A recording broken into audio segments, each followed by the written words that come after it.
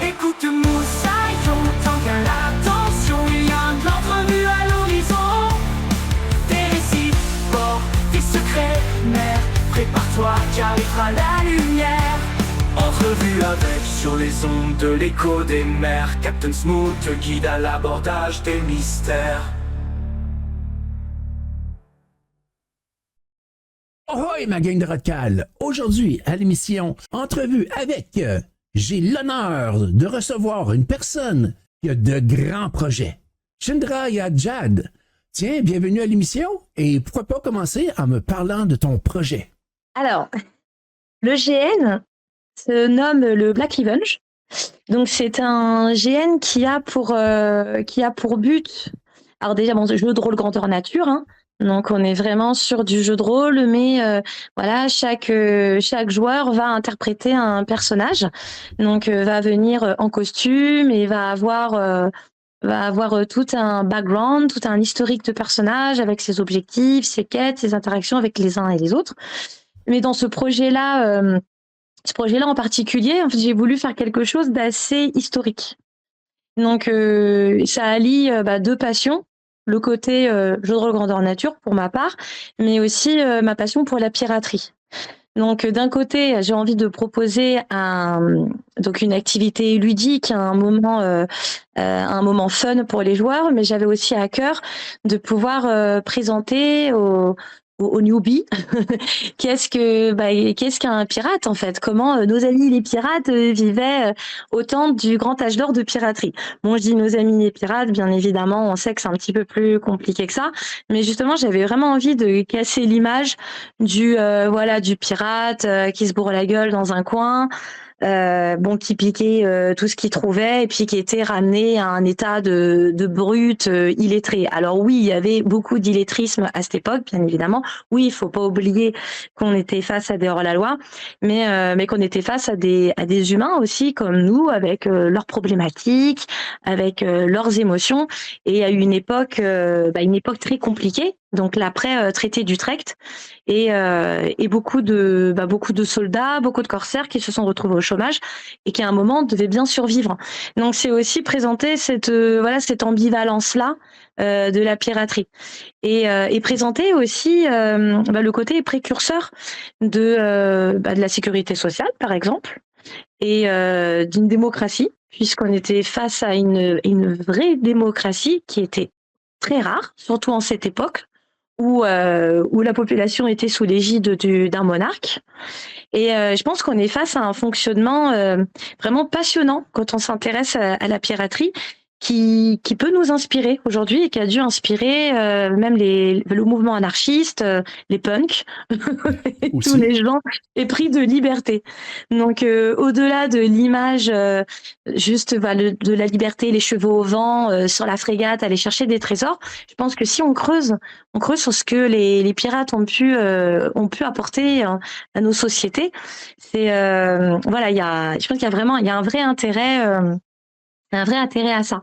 Donc là, le projet, la première fois que je me suis penchée sur la question organiser un GN pirate, je me suis dit oui, je veux faire un GN pirate, mais pas que à terre, c'est pas possible. Qui dit pirate dit navire. Et donc l'épopée de la recherche d'un navire a commencé.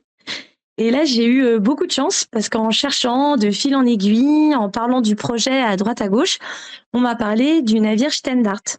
Ouais. Là, j'ai vu des photos. Évidemment, je suis tombée sous le charme du navire, qui était juste une merveille. Et j'ai réussi donc à trouver un contact et à être mis en contact avec l'officier de liaison. Je lui ai parlé à ce moment-là de mon projet. Il a aimé. Il a été séduit par l'idée et m'a mis en contact avec le capitaine Vladimir Martus. Oui. Et c'est là que l'aventure a commencé et j'ai organisé le premier opus, le Black Revenge, que j'ai pu organiser 3 fois. Donc il y a eu 3 sessions qui ont été organisées à bord de la frégate.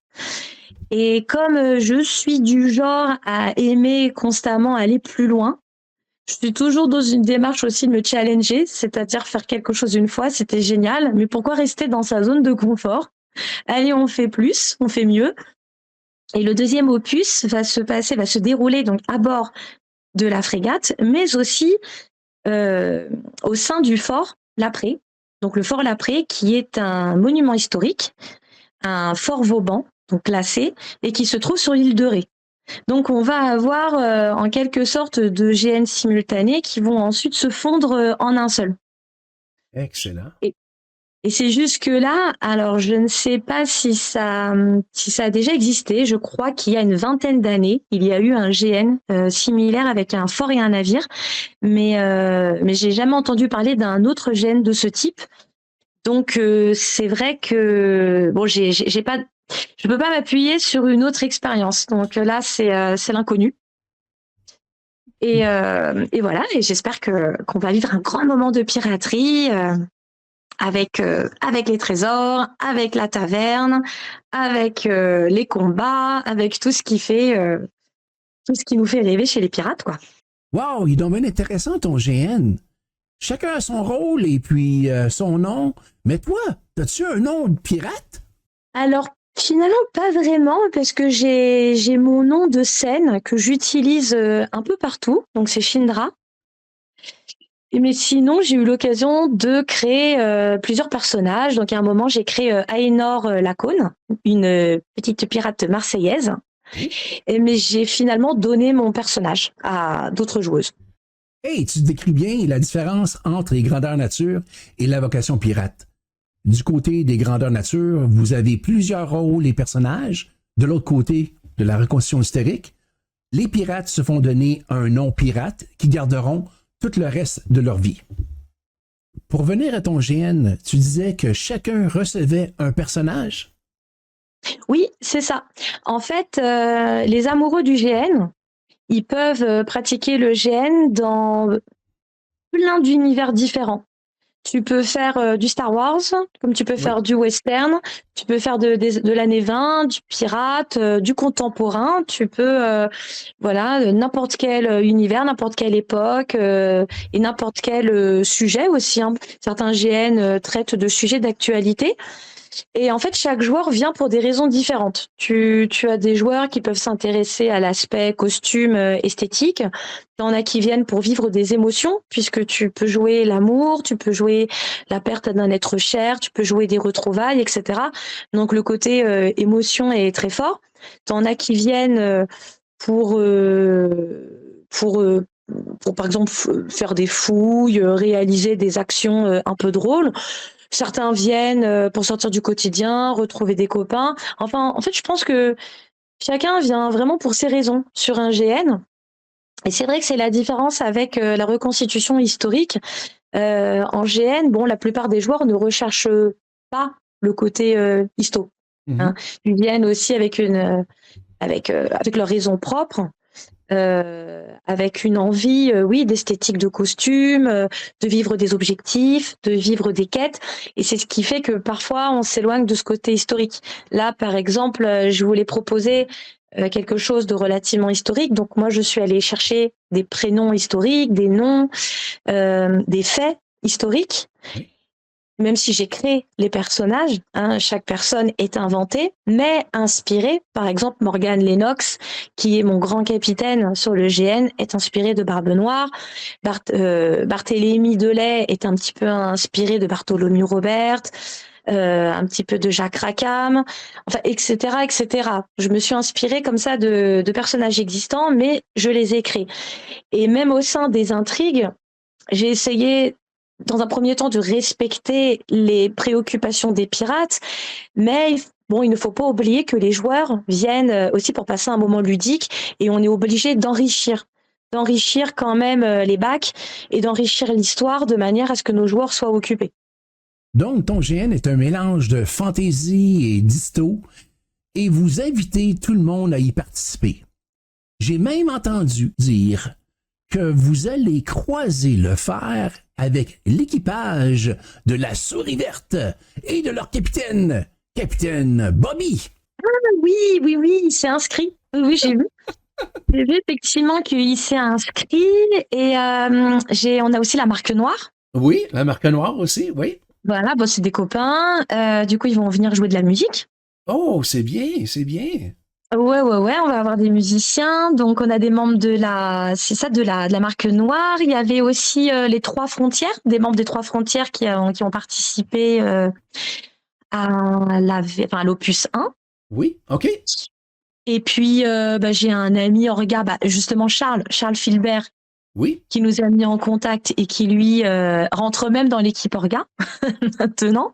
OK. Donc oui, on a quelques reconstituteurs et ça fait plaisir parce que ils reviennent. Donc ils ont fait l'opus 1 et quelque part ils ont pu réaliser un rêve. Enfin, c'était génial. James faisait partie, James et Charles, qui sont deux personnes que j'apprécie énormément et qui avaient les larmes aux yeux tellement c'était magnifique de vivre cette expérience.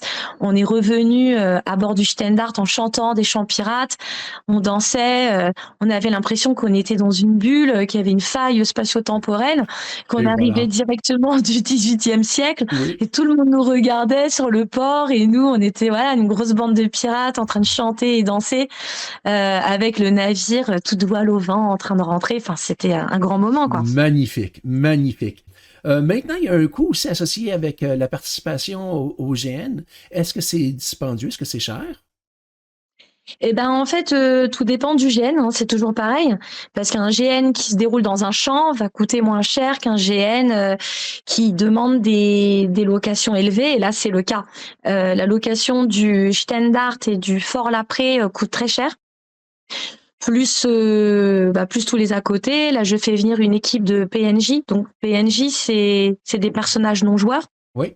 des personnages qui secondent l'équipe d'organisation. Organisation. Oui. En jouant les scènes qu'on leur demande de jouer. Et là, je fais venir une équipe vraiment très spécialisée, PNJ, des gens super avec qui j'ai déjà travaillé, les Imperium Ludi. Il y a la restauration, je fais venir la Cambuse, peut-être que tu connais la Cambuse, qui est spécialisée dans la restauration historique. Ah, j'ai entendu, oui. Et qui est une amie, j'ai confiance en elle, je sais qu'elle va nous faire quelque chose de super. Donc voilà, je fais venir aussi, je profite pour faire venir les gens que j'apprécie, faire travailler les gens en qui j'ai confiance et avec qui je sais qu'on va passer un bon moment. Donc oui, tout ça, c'est assez onéreux. Donc là, la participation navire plus fort est de 400 €. OK. Et fort exclusif, c'est 200 €. Je crois que c'est un bon prix pour le GN. Mais dis-moi donc, est-ce que c'est pour une journée ou 2 jours? Alors là, c'est 2 jours. Les gens qui partent sur le navire partent le vendredi. Alors ça dépend de la marée haute. Donc là, la session de juin, on va partir un peu tard, vers 23h. Et on débarquera au fort le samedi vers 14h. Et ensuite, tout le jeu continue à se dérouler jusque samedi dans la nuit. Oui. Et effectivement, moi je suis assez d'accord avec toi. Moi j'aime, je gagne pas forcément très bien ma vie, mais moi j'aime mettre de l'argent. En fait, je suis très pirate moi dans l'âme, hein. Moi je suis une vraie épicurienne. Non, mais vraiment, je suis du genre, c'est maintenant, on sait pas ce qui peut arriver demain. Moi je veux vivre des bons moments, bien épicurienne. Donc moi je suis prête. Je sais que moi je mets 400 pour vivre une expérience unique qui va me marquer, parce que ce qui nous reste, c'est vraiment ce qui nous grave, ce qui marque nos esprits, c'est les beaux moments, c'est ce que l'on vit. C'est pas un canapé à 2000 € ou une télé à 1500 €. Eh bien, tu as bien raison. Les souvenirs générés par ces événements resteront à tout jamais gravés dans nos mémoires. Et puis, elles seront partagées à d'autres générations, nos petits-fils, nos petites-filles, nos petits-enfants, tiens, lors de notre retraite. Tu sais, quand on est assis sur notre chaise berçante, là, on a quelque chose à compter, Oui. c'est là. Ou tiens, aussi, on peut peut-être les passer lors de belles soirées autour d'un feu de camp avec de nombreux jeunes pirates. Et en parlant de nombreux jeunes pirates, combien de participants attends-tu à ton événement? Alors, combien de participants? Il est prévu pour 55 joueurs à bord du navire et 50 au fort. Mais on peine un peu à remplir la partie fort, car je ne suis pas quelqu'un de très doué dans la communication ou dans le marketing. Je ne sais pas trop faire passer les événements. Mais le souci, c'est qu'on écrit vraiment chaque rôle. Donc si on prévoit le jeu pour 105 joueurs, on a besoin des 105 joueurs. Oui, oui, exactement. Voilà, pour des raisons et budgétaires, mais aussi pour la qualité du jeu, des interactions entre les uns et les autres. Donc, présentement, tu as un manque de combien d'effectifs pour atteindre ton montant de participants? Alors là, au navire, on est plutôt pas mal. Si tout le monde paye, on est complet pour navire et fort. Mais par contre, si d'autres gens sont intéressés, moi, je peux aussi refaire une session, un opus 1 que sur le navire, donc créer une liste d'attente et ensuite recaler une date avec Vladimir, le capitaine du Stendhart. Ouais. Mais actuellement, on aurait besoin, on est encore, on aurait besoin de 40 joueurs dans le fort. OK, excellent. On va passer le mot à la Radio Pirate Internationale, l'Écho des mers, et peut-être essayer d'aller chercher justement ces 40 passionnés de piraterie et de jeux grandeur nature pour voir justement que tout le monde ait du bon temps dans ton événement. Alors je te donne le futur projet quand même, Oui, parce que si tu touches des passionnés de piraterie, il faut quand même savoir que j'ai un contact avec un autre navire historique. OK. Et Lequel? le prochain opus, c'est le Phoenix. OK. Et le prochain projet serait un GN sur 2 navires. Sur 2 navires. C'est ça, 2 navires en navigation, en voyant après ce qu'il est possible de faire. Mais du coup, voilà, faire voguer 2 navires ensemble, et ça serait le futur projet, celui-là. Ah, des très beaux projets. Félicitations pour ta créativité dans ce monde de la piraterie. On a besoin des personnes comme toi, justement, pour garder l'âme de la piraterie. Bien, merci beaucoup pour ton temps. Et puis, on va se garder au courant de développement de ton projet. Et je suis sûr et certain que ça va bien se dérouler. Je te souhaite vraiment du succès dans tout ce que tu entreprends. Bien, merci encore. Et puis, Merci encore, à toi. on se reparle bientôt. Merci. Oui, merci à toi.